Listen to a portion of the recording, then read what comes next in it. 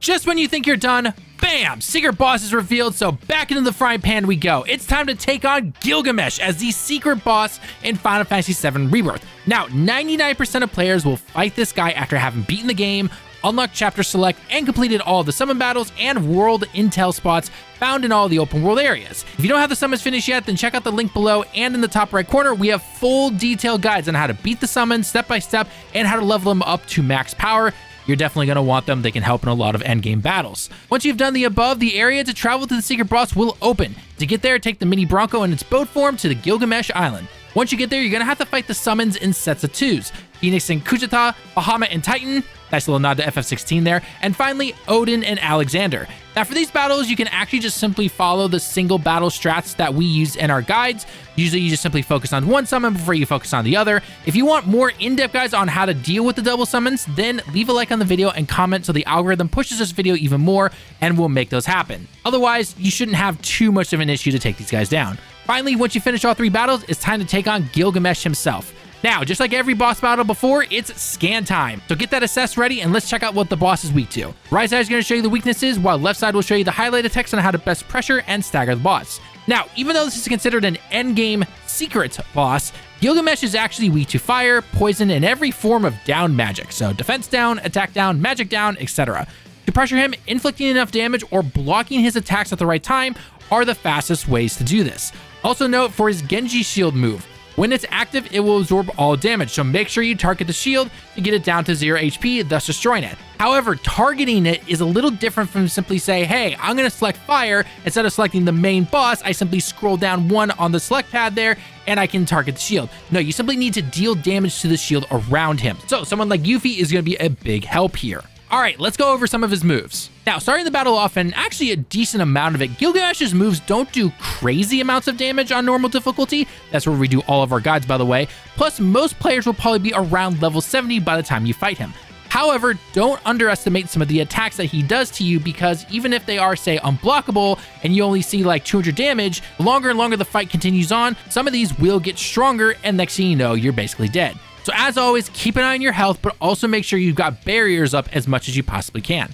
Also, make sure that you have your team picked before you start this fight. If I had to make one change personally for myself, I either would have taken out Aerith to put Tifa in to help with the stagger percent, or I've actually would have taken out Yuffie, even though she helped a lot here, and brought in Tifa again to help with that stagger. Again, you can go back and forth on all of these. All right, moves to watch out for include the following. Pinwheel is a pretty standard attack from him where he will charge at you spinning his weapons like a pinwheel. You can either block, dodge, or perfect block this move pretty easily unless he is close to you and can surprise you. Triple slash is exactly what it sounds like. 3 slice attacks will be thrown at you, either dodge or block these. When you see the Genji shield appeared, yes, the same move mentioned in the scan data, try your best to get rid of this very fast. Things like area of effect moves or Yuffie using her triangle move to keep her shuriken on the boss helps a lot here.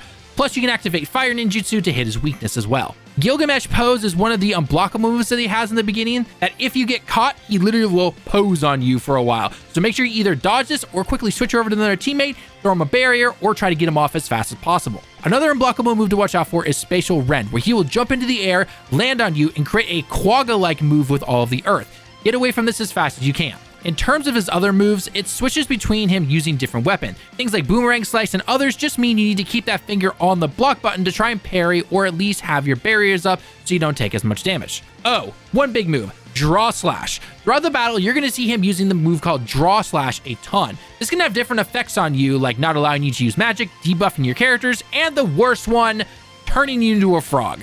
So try to dodge this as best as you possibly can. If you see any kind of kanji-like symbol on your body after he's attacked you, be prepared, because the next time he attacks you and that attack lands, one of the many effects will happen, thus either hurting you a lot or, again, putting you in frog mode, which nobody likes. Now, this is just the beginning of the battle. This is a long one, so let's talk moves on how to best stagger him and pressure him as fast as possible. If you're not prepared like I was when it comes to facing him the first time, you're probably going to end up staggering about 5 to 6 times. As always with Cloud, Firebolt Blade is going to be an amazing move here since it hones in on the enemy and can deal with that weakness as well. Just be careful though, he can't hit you out of it because he has a long range of attacks with his weapons. Aerith's Radiant Ward and other wards obviously help with casting both double magic and just a bunch of spells from a long distance. And as always, Yuffie, at least for my run, helps with her Fire Ninjutsu and having her shuriken constantly on the boss just by pressing triangle. You can't tell that the shuriken is still on the boss, simply hit triangle. If you throw it, then you had it. If you teleport to the boss, that means you just grabbed it, which means you need to get away and throw it back at him.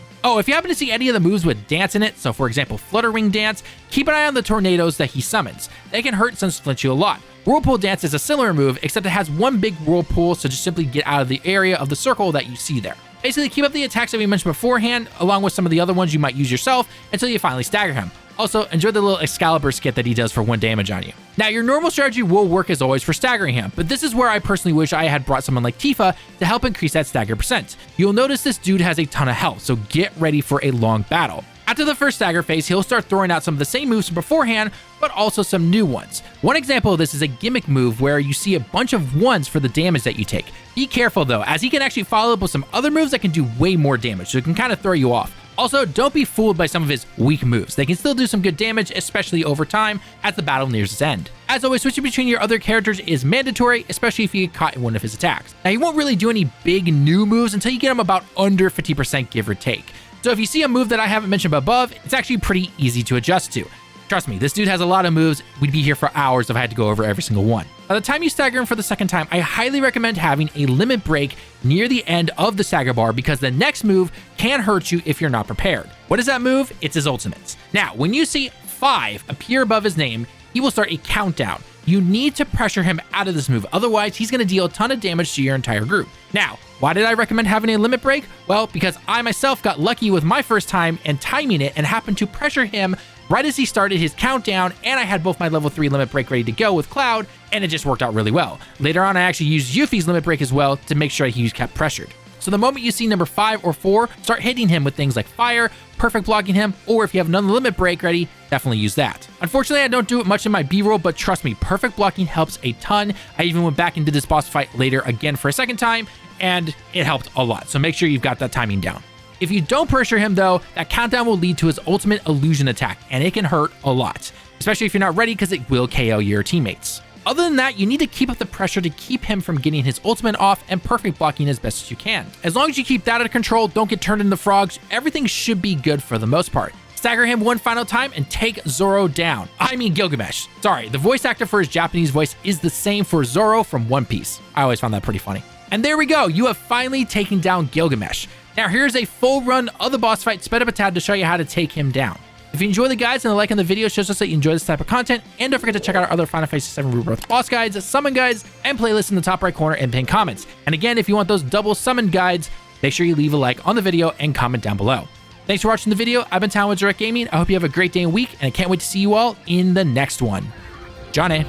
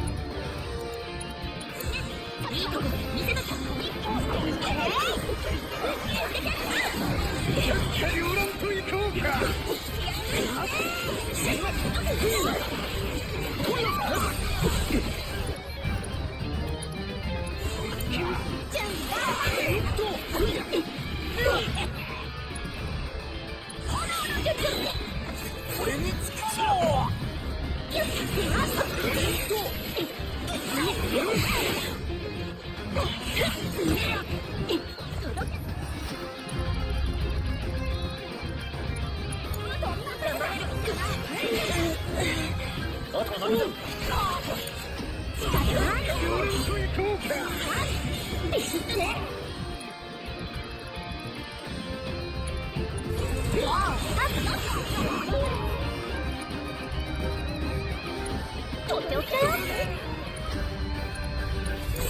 お任せあれ。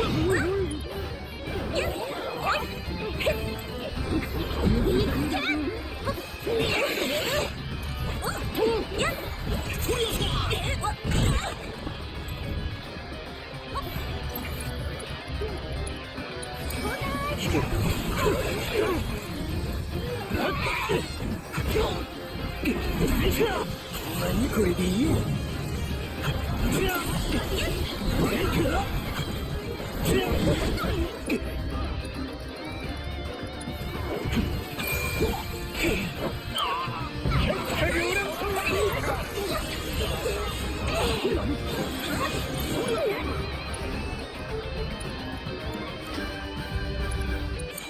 やれるだけやってみる。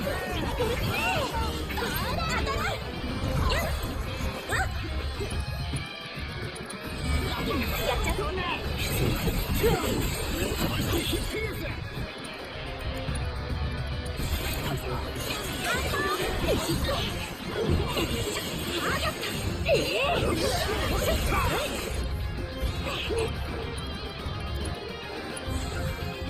情けないな。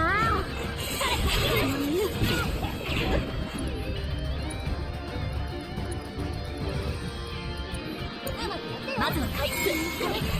やっやっやっ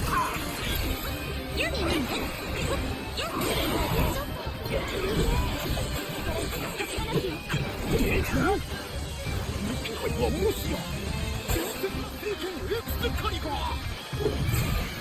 聖剣の神となるんでしょ。エクスカリバーじゃない。エクスカリバーではないか。あれが剣道エモンロボット。さあかかってきやがれ。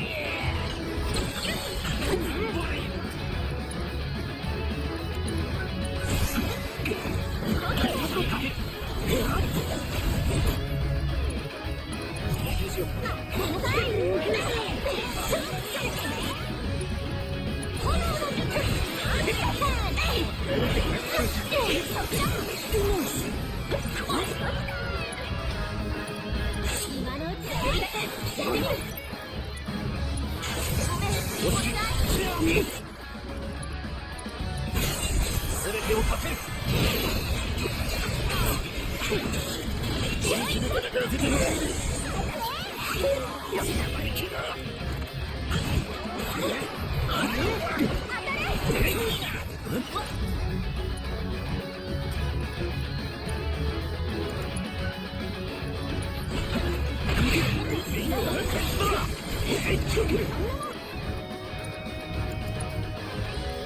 そっちは待って。仕方ないな。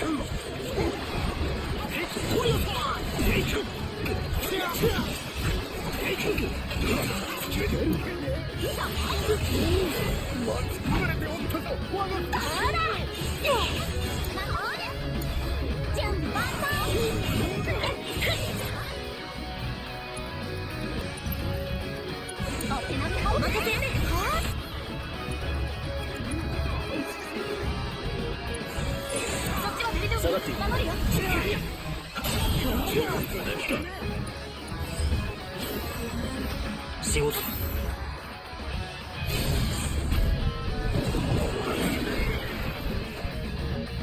頼む。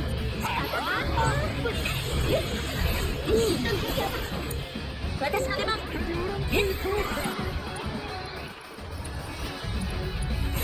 任せろ。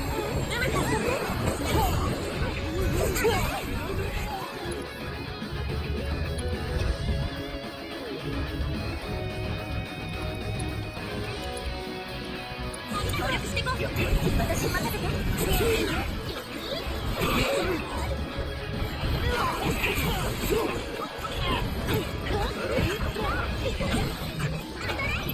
気をつけて。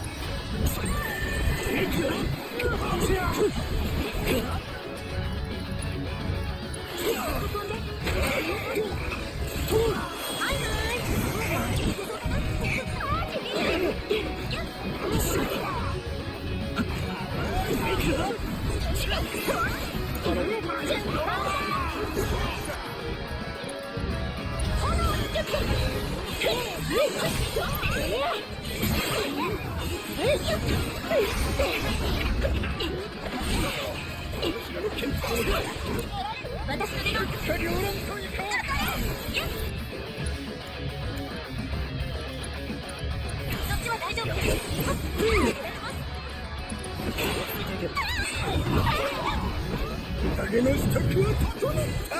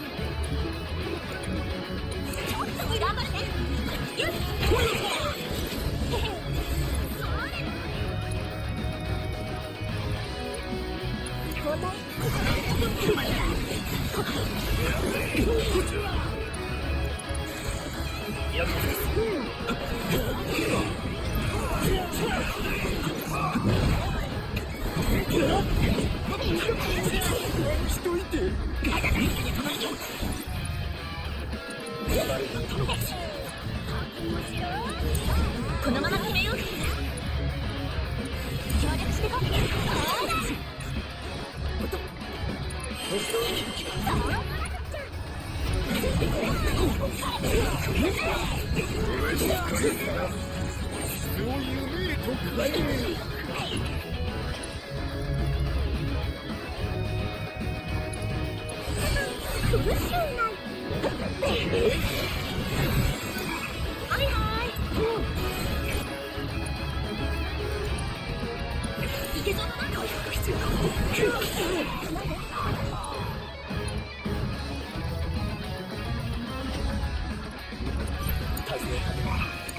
私の出番。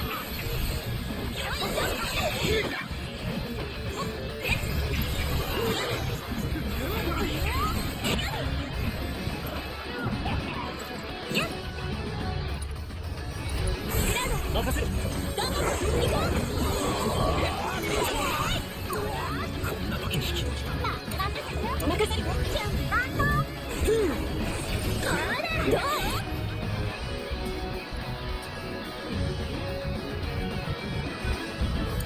私の出番。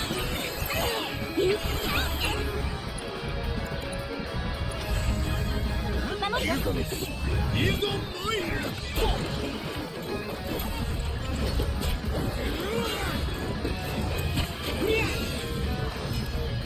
これとファイナルファンタジー。助けろ。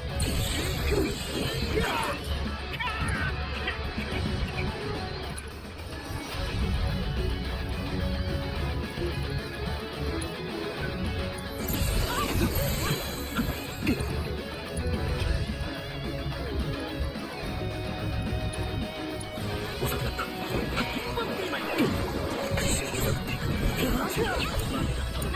頑張れる。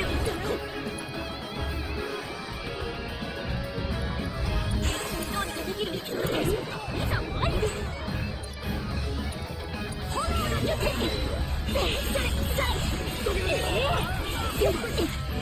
無限の世界に刻まれて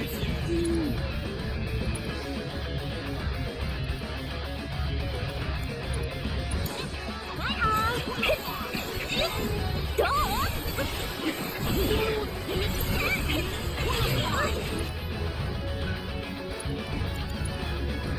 いけそうだな。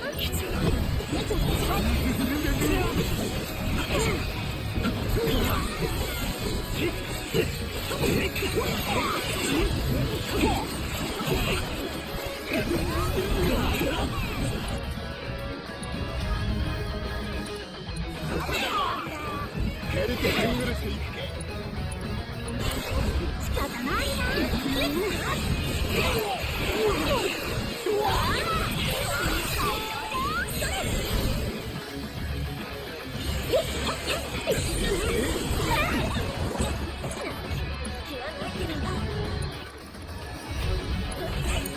頑張る。よし。ごめん、行くよ。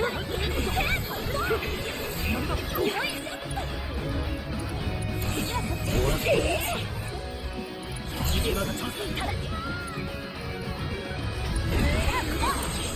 協力しよう。俺が本気で戦わせてもらうぜ。塵となれ。そろそろまだ生きと行こうか。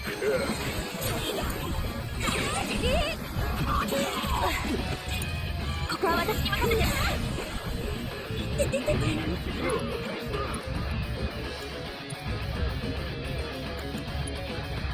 任せるよ。大盤振る舞いだ。俺が出る。